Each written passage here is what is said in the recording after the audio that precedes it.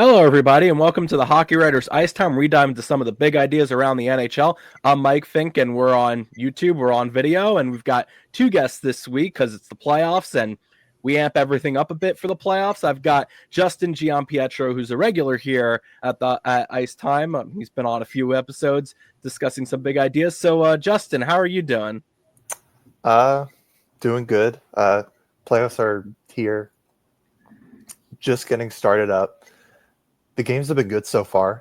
As we're recording, I've really enjoyed them. Usually the first round to me is like, it gets kind of blowout-ish. There's some sweeps and stuff, but it's been competitive, and I've enjoyed watching them. I think the first round, it's always a debate whether the first round's the best round because all the games come at you at once and there's some exciting games. This time, it's interesting because we had some exciting games. We're also, I think, getting a little feeling it out, like teams are finding their footing, but we're 5 games in. So far is so good. The first round's underway. We're excited. And we've also got a first-timer doing a rookie lap during the playoffs. I guess similar to that skater on the Wild who had his rookie lap. We've got Matthew Buhrmann on for the first time. Matthew, how are you doing on this spring afternoon? I'm doing good. Just got back from class, but have a good morning. Yeah, it's April. We're playoffs are here and we're underway. And it's interesting because we're in the first round of the playoffs. Teams starting to feel their footing. And I always like this Monday. We're recording on Monday afternoon. We've had 5 games happen. It's only game ones. And I just love the first Monday because it's just an overreaction Monday. That's just like how it always feels when you come into the first round, a few games are played, and people are already ready to say, okay, this team's done, or this team's going to win the cup. It's always people are very quick to say, have an overreaction one way or another to just a handful of games. And I think, first of all, it's wrong. We shouldn't be doing that. But second, it's always just fun to point out how that happens. So I guess that's our starting angle on this. We're going to call this Overreaction Monday, or maybe not Overreaction Monday because we're not going to overreact to things. But Justin, I'll actually ask you, what is an overreaction that you're noticing, or something you feel like it is an overreaction, but it shouldn't be because we're 1 game in. We just played 1 game. Because of what happened yesterday, big game, especially in Canada, Toronto and Ottawa, I saw a lot of conversation about the officials. And around this time of year, when the games are close and the teams are all good, it becomes a conversation. And I think that there's been some overreaction with the refereeing. I think it's been fine.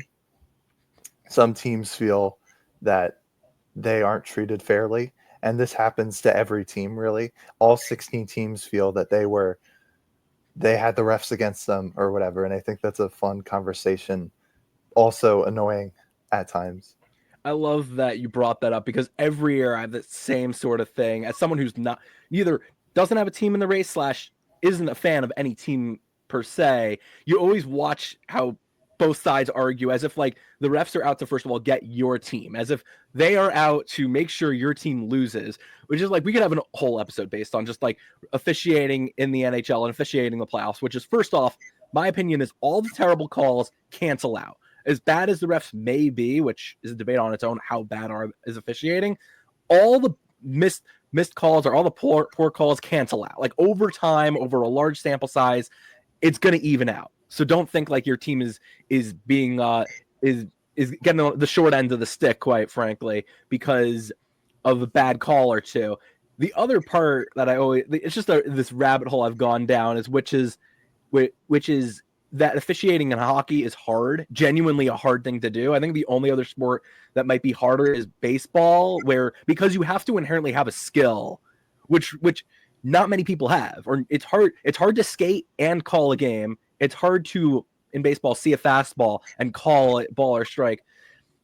Anyway, but it's hard to officiate hockey, and people don't realize, especially when there's only like three people on the ice judging play, and like it's one of those funny things because like you knew when the Maple Leafs were in a game and it was Maple Leaf Senators, it was gonna be it was going to be, okay, the refs are out to get the Leafs, as if the league wants the Leafs to lose or something like that, which also doesn't make sense. People feel like there's this theory that the Leafs, they want them to keep losing, as if like that would be a great idea for the league. But it's all these things. I actually have another thing of overreactions on that series, but before I dive into mine, which it's a different angle on that series, I'll actually ask you, Matthew, what overreaction are you noticing / you have an overreaction on your own from the first 5 games that we've just witnessed?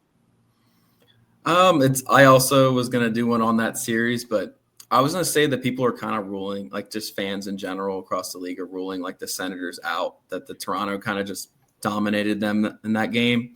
And I honestly think the Senators could end up beating them in, like, I would say maybe 6 or 7.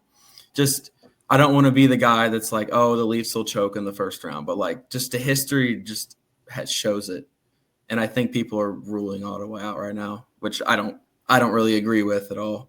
It's so funny. That was literally my first overreaction, which is the Senators are overmatched. They looked overmatched in game 1, but don't count them out. They'll make this a series. I think you're whether they pull off the upset or not is a different debate. But that game, the way it unraveled for them, it just got out of hand quick, and they looked like a team that the franchise hasn't played a playoff game in 8 years, and it showed. Yeah. Some of those players like Claude Giroux and some veterans who have been brought in have been in the playoffs before, so they obviously know what it's like to play playoff hockey. But you look at Tkachuk, you look at Stützle, you look at some of these players, they didn't. Yeah, it was a feeling out game. Ridley Gregg, all these players, like, yeah, it's their first game in the playoffs.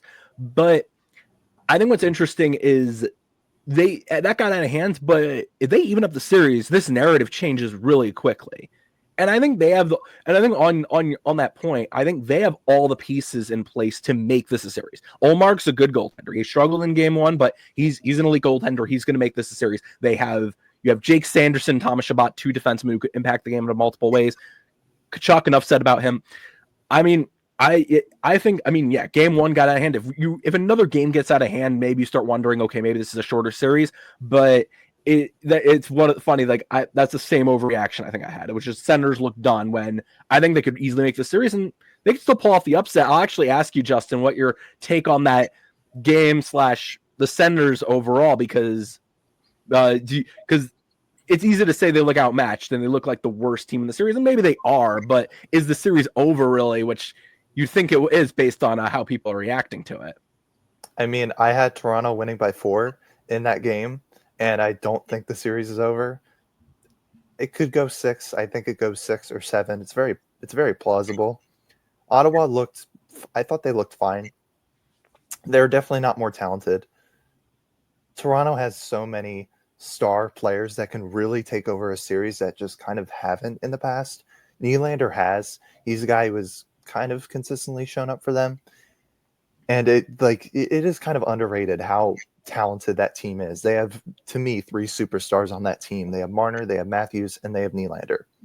And if any one of those guys shows up in an individual game, chances are they're going to win that game. So already the odds are kind of stacked against the Senators. However, they have players as well. Stützle is very talented, and they can make it competitive. I thought they played well early on, and then, as you guys have said, it kind of unraveled. They have the goaltending to make it competitive. I think Ullmark can bounce back. I don't think they're done, and it would be an overreaction to say that after one game. But I would expect them to play a little bit better in game 2, because if they do not, then the series could really get bad. You lose in 4 or 5. Yeah, I think the big question is whether going down 0-2 may not be a big deal, but if they go down 0-2 and they lose again like 3-0 or 4-0, one of the games where if they look bad in that game, where they really look outmatched, then you really start. This was one of those games where, yeah, the score is lopsided, but I think doesn't indicate how close the game was at the beginning, and really just how the game just really unraveled quickly for them, and really it was a closer game than the score indicates, or the final score indicates. I mean that's the big question: are the Senators, are they in game 2, if they, let's say, have a 3-2 overtime loss, then you're saying, okay, a few bounces here or there, then you're looking at a different outcome. And it's going to be the same way when they play game 2. It's going to come down to how they play, how they show up. I think I mean, the question is like, yeah, it's a lot of unproven. There are a lot of, it looks like a lot of first year players that maybe for them that maybe that's what they need, is that this is their first year in the playoffs. If they get humbled by the Maple Leafs, that's what they need to understand. Like, yeah, playoff hockey is a little different, but I think they'll bounce back. They'll look better in this series, and I think like they it's interesting because you look at all these players and you're saying, yeah, they should make this a series.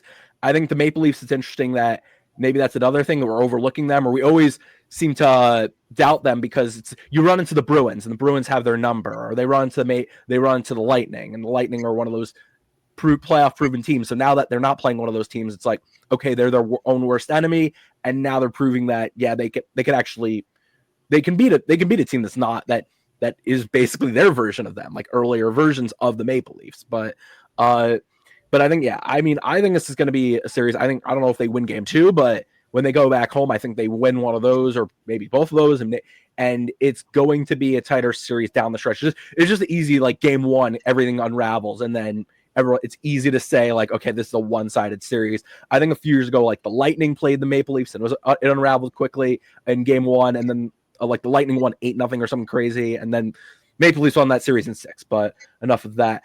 I'll actually do because there's a ton of overreactions, I'll actually do a quick fire version of overreactions, which is I'll make a statement and then you guys tell me if it's an overreaction or not an overreaction, and then give me a quick sentence for why you think, quick explanation for why maybe it is an overreaction or not, why you think it is. I'll actually start with you, Matthew, on this one because I'm pretty sure I know Justin's reaction based on anything I've read / any podcasts we've done. So I'll start with you on this one. So this statement, the Dallas Stars, they're cooked. They're done. I'd say that's an overreaction. Just, you can't, after a game 1, you just cannot rule out a series. I mean, it even shows with the Oilers. I mean, I know this was crazy in the Stanley Cup final, but like you can't rule out a team. If they get momentum, and you just can't rule out a team. I'm glad this is on YouTube because I could see Justin's reaction here, and I think I know his answer. So I'm pretty sure I know his answer to this one. Justin, are the Dallas Stars cooked? Are they done? What you tell me? Yes, because they're exactly what I thought they were. Yeah, I think to elaborate on that, this is a team that has been dealing with injuries. They were stumbling down the stretch, and I think Justin would agree with me that they didn't look like a good team down the stretch. And when Heiskanen was out at the beginning of the season, didn't show. Obviously, they had players to cover up. Thomas Harley and Esa Lindell, great defensively, and Cody Ceci was a great addition. But then down the stretch, Heiskanen out, it started to show. And then Jason Robertson out, that started to show in game 1. I mean, you look at this team, it's like they are just not clicking at the right. It's the opposite of clicking at the right time. They're not clicking at the right time. They're falling apart at the right time. I don't want to say they're cooked, but they're in trouble. It does not look good. I mean, unless Mikko Rantanen somehow has this revenge series where he starts carrying the Stars offense, him and Wyatt Johnston, and then you look at Thomas Hartley. You have to look at all these other pieces, which they have plenty of, but if they can carry the Stars, I think they'll be fine. But yeah, it does not look good early on. I'm a little concerned. I mean, to the Avalanche's credit, the Avalanche are clicking at the right time, so to give them credit. Next statement, I'll actually keep this with you, Justin. This is a big picture one, so I feel like it's kind of hard to say one sentence on this one, but I'll state the statement. The Devils will not win a cup with this core. I would say it's an overreaction because they kind of just started to put things together a couple years ago, and last year was not great because of goaltending and all these injuries. So I really think you can't hold that against them. You look at the Leafs, who have had the same core for over half a decade now. Well over half a decade now.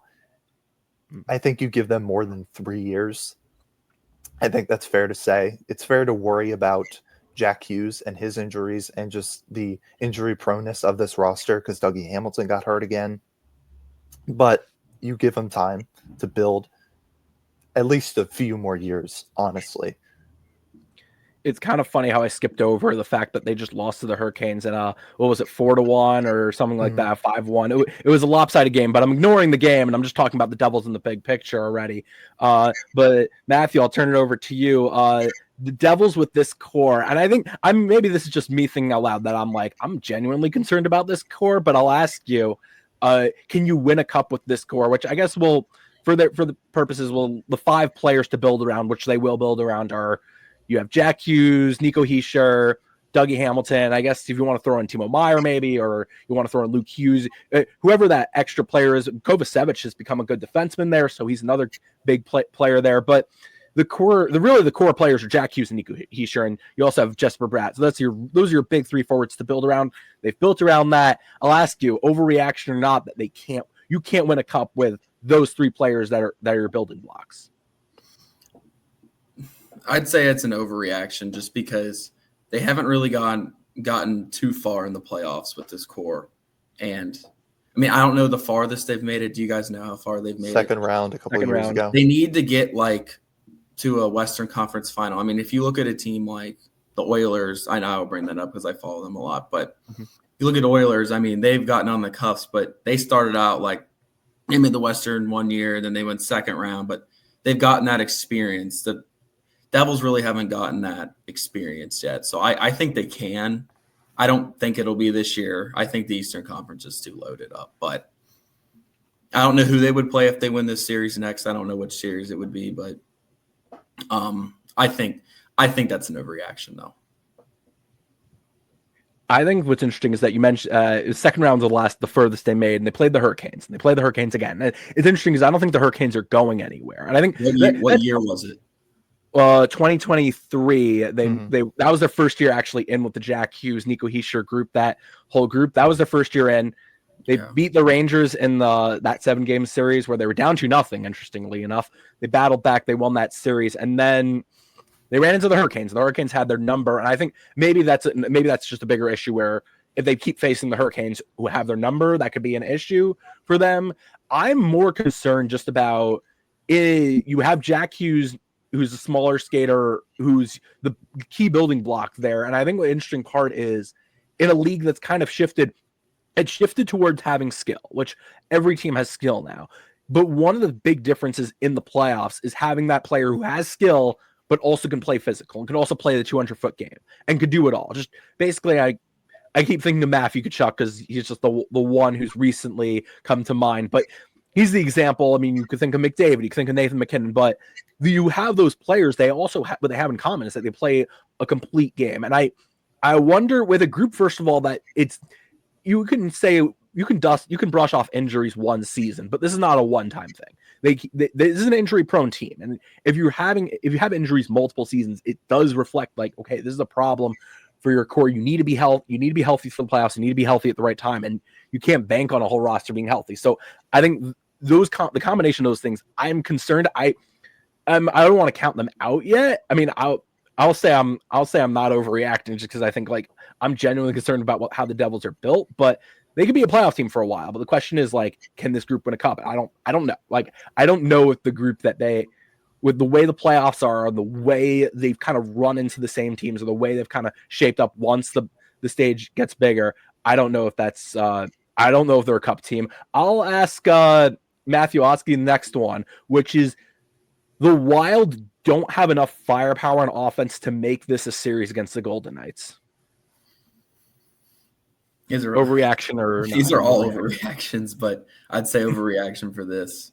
I just say Kaprizov, he's unreal. There's nothing else you really need to say about him. And then last night's game was pretty close. I think it was 4-2, 3-2. Yeah, 4-2 because of the empty net. So it was close. Yeah. I think Matt Boldy had 2 goals. He hasn't had too many playoff games, I don't think, under his belt, but at least I don't think. But I think they have enough. They have pretty good depth. I think that's an overreaction, I would say. It's interesting. We're getting a lot of these are just too many statements that are just too bold, too many overreaction statements. I'll turn it over to you, Justin. Maybe it is maybe I'm overreacting here. Maybe this is something that I put down that I'm saying, yeah, it's an overreaction, but the Wild don't have enough firepower and offense to make this a series against the Golden Knights or to win this series against the Golden Knights. I don't think it's that they don't have enough offensive firepower, because Kaprizov is a legit series changer, but I don't think they're well built enough to compete with Vegas, who is like the epitome of being really well built, really deep, really talented. They're basically perfect. It would be very hard to beat them in a series, especially considering how up and down they've been all year. Yeah, I mean, I think the big thing, maybe it's overreaction, say they just don't have offense at all. It's just that I think it's more of the right reaction is that the Golden Knights are a complete team. They've been a complete team for a few years, and they won a cup a few years back, and they might do it again. They're shaping up to maybe get on a run. And I think what's interesting when you watch game one, it was Kaprizov.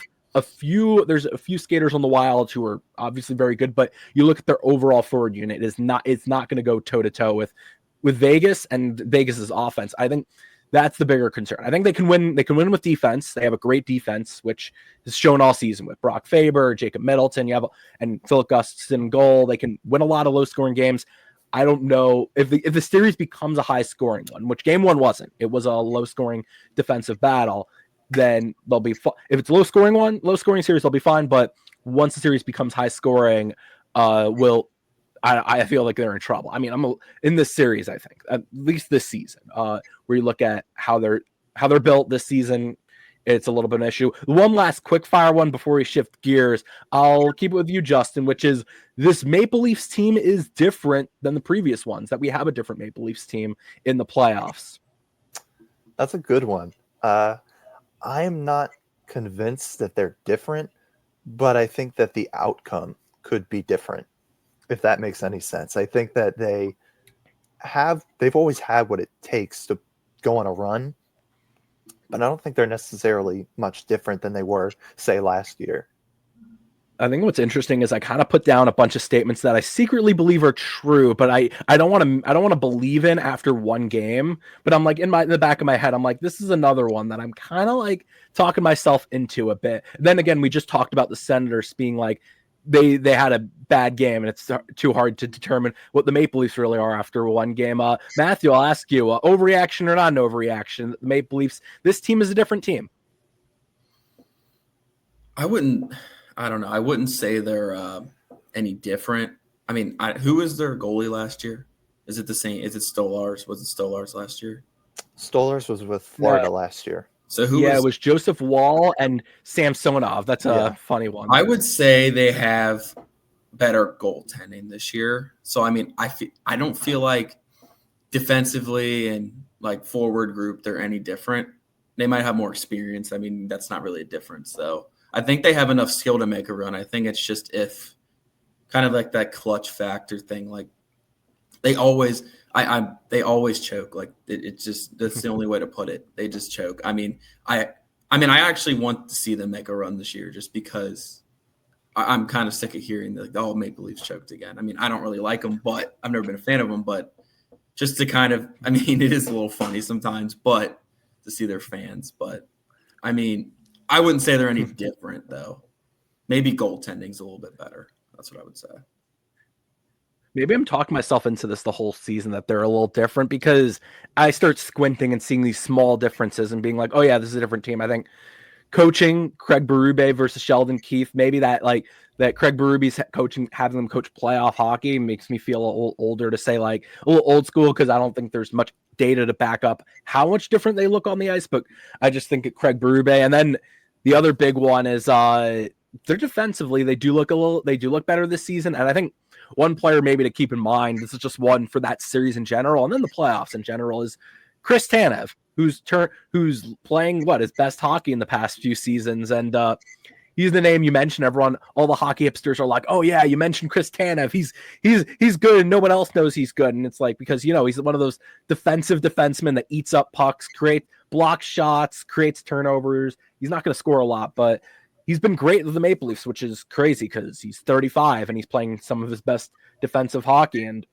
the Maple Leafs are winning defensively now. So I think it's an interesting one because I think they're different, but only slightly. So this is kind of me like shooting an arrow and drawing a target around where it lands. Like I had this feeling all season that they were a little different. We'll see how it translates.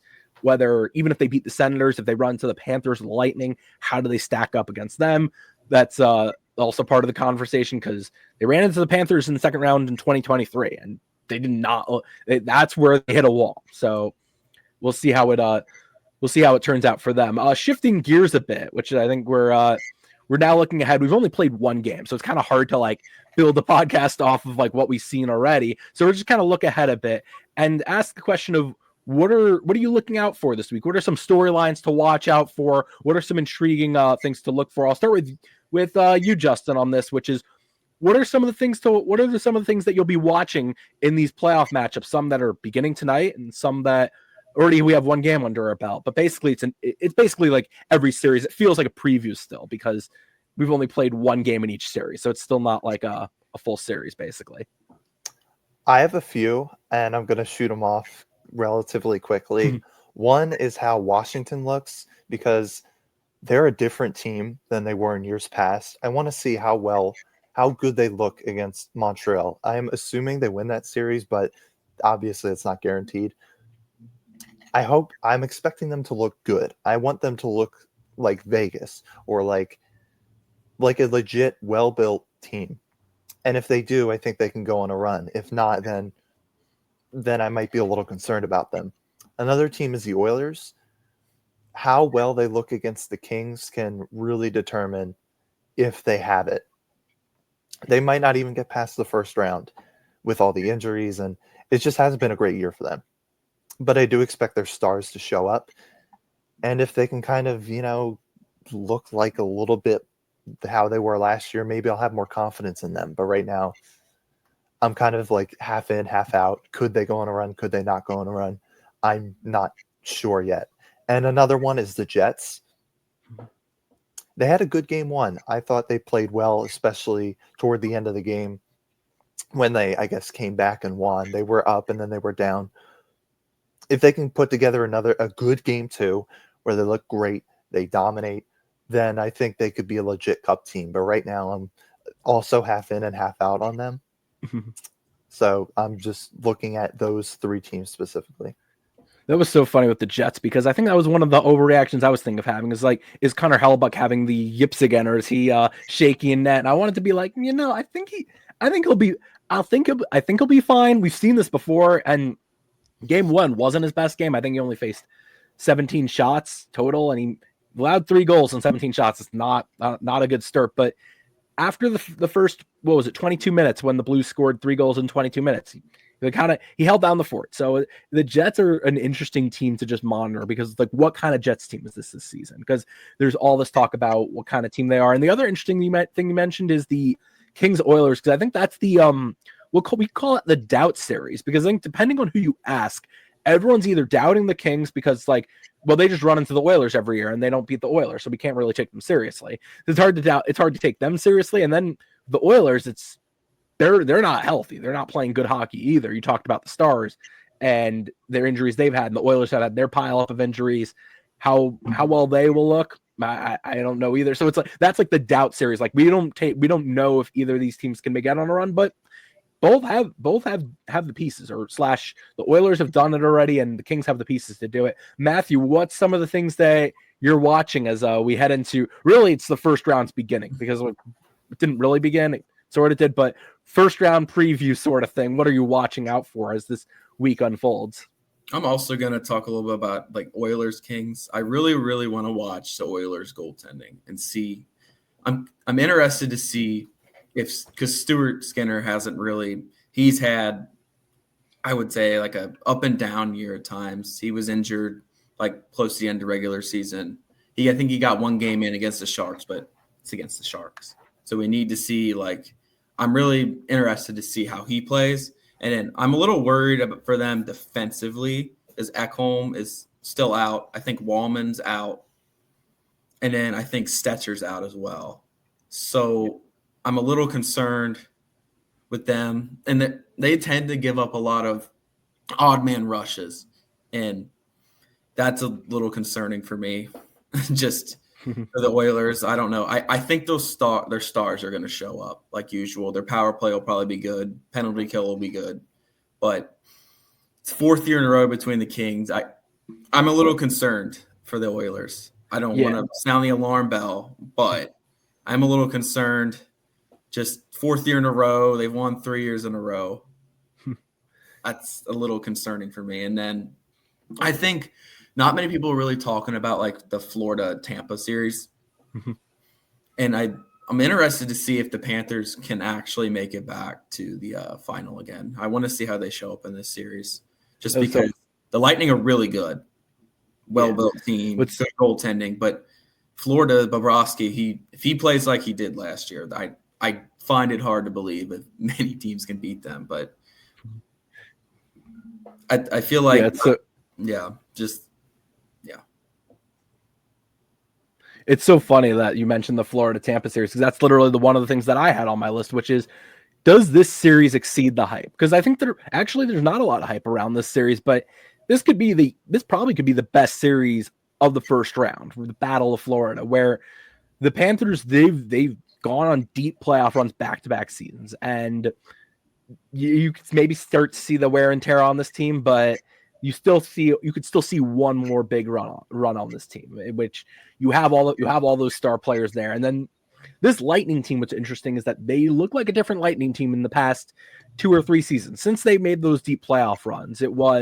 They're a top heavy group with a few good players, a few great players, Kucherov and Brandon Hagel, Victor Hedman. You have a lot of great players, but they didn't have the depth. And now this season they have depth, and Vasilevsky's looked like the best version of himself in a while. That's one thing that is funny. It's like, that's one of the things I'm looking out for as well. I had the same thing written down. And one of the last thing I'll wrap up on is which team that just got blasted, which team that just got blown out in game 1 is going to bounce back and make this a series, because one of these teams is going to make adjustments. It's like happens every year that a team loses game 1 like 5-0 or 4-1, and we're like, oh yeah, they're done, and then they come back, they adjust, and they not only make it a series, but they win the series. It's easy to look at game 1 and say, yeah, the team's done, but one of these teams is going to make adjustments. I wonder which one it is. If I had to guess which teams are most likely, I'd say the Blues and the Senators, but they're just throwing darts at a dartboard. I mean, it could be any of these teams that could do it, but it's interesting. I'll wrap up with this, which our last question before we head out, which is, we always talk about the teams that have the most to lose when we head into the playoffs. The Maple Leafs, of course, they have the most to lose. They are the Maple Leafs. They are the best team. This is the best version of the Maple Leafs in a while. They're playing the Senators, team that's just gotten into the playoffs. They have everything to lose in the first round. So let's shift and talk about the other side of things, which is which team has the most to gain from the first round, whether it's pulling off an upset or going on a deep playoff run, what that does for their trajectory as a team.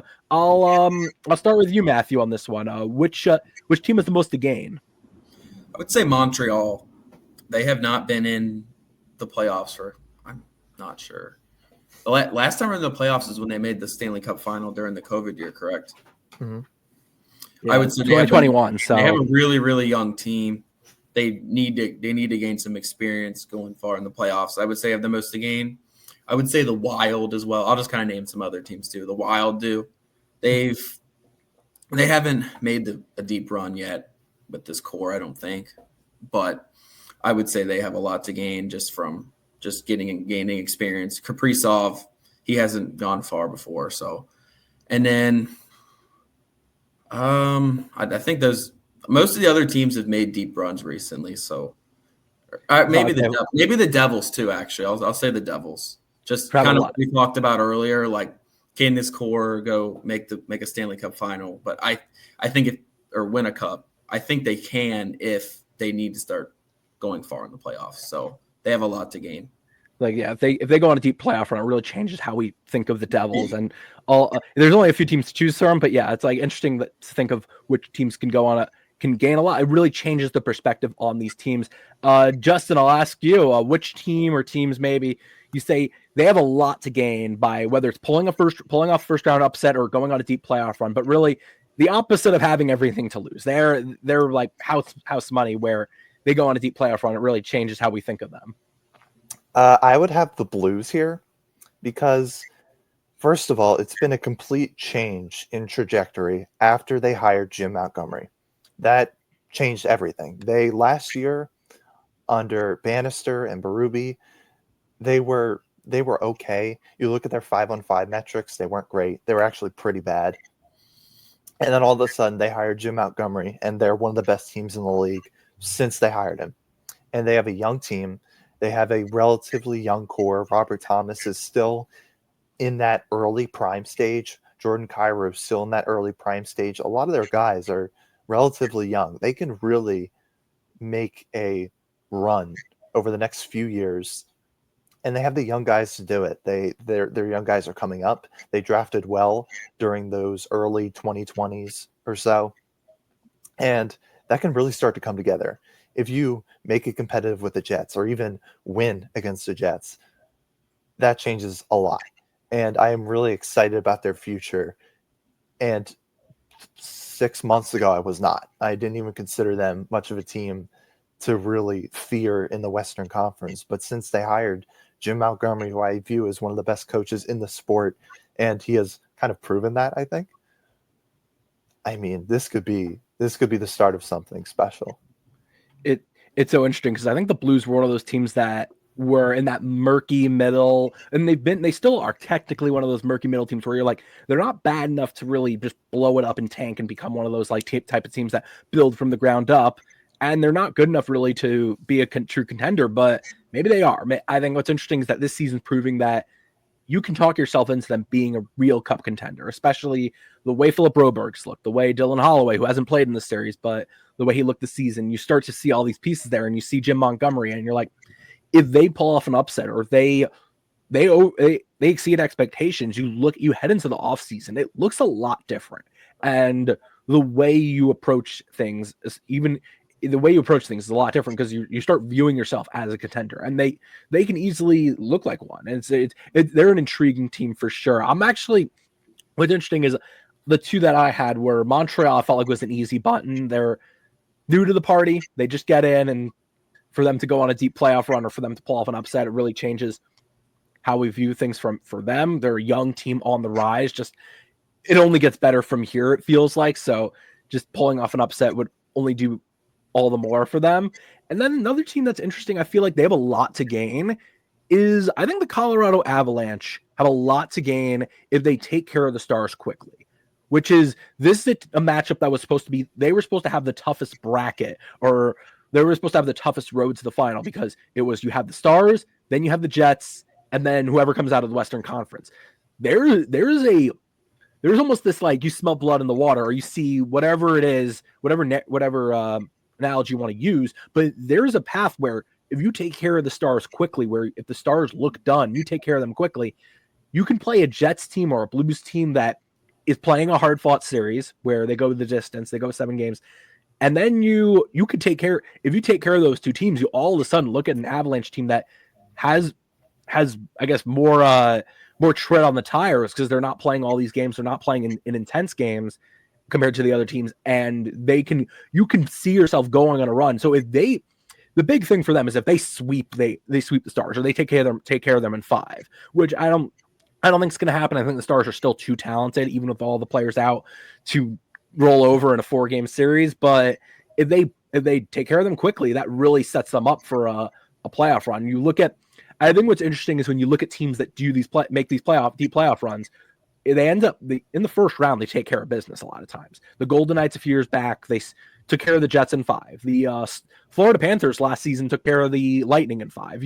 These teams that go on deep playoff runs tend to, in the first round, take care of business. And I think what's interesting is if the Avalanche can do that, they have a lot to gain, and really it sets themselves up for a cup run, an easier one than I think many anticipated, which I think would be interesting to see, interesting development to see also, all things considered. All right, that is all we got. Thank you both for joining. This was fun. We're kicking off the playoffs running. We're diving into things. This is fun, and if you like, and thank you everyone for tuning in. If you like this episode, make sure you like, comment, subscribe, share it, comment on YouTube if you have any disagreements with anything that any of us said, which I'm sure you do, because we disagreed with each other. So by default, you should have some disagreements there. Also, give us 5 stars on Apple Podcasts or wherever you get your podcasts, and give us a good review if you like this episode. And if you don't, then frankly, I don't know how you made it this far. And I say that often because we're now 40 minutes in, so yeah, you probably haven't made it this far if you don't like it. So if you like us, give us a review. It means a lot to us. And also check out all the great content on the Hockey Writers and on the Substack, where I think Justin now produces a lot of the content and produces now more of the content there because of all things considered. So check out all the great content there. Check out all the great content the Hockey Writers. It's playoff time, so we've got a lot of stuff coming your way. We've also drafts coming up, so some prospect profiles are coming in and some draft preview stuff. It's that time of year. It's exciting. So thank you everyone for tuning in, and hope you enjoy, and tune in next time for another great episode. Thank you.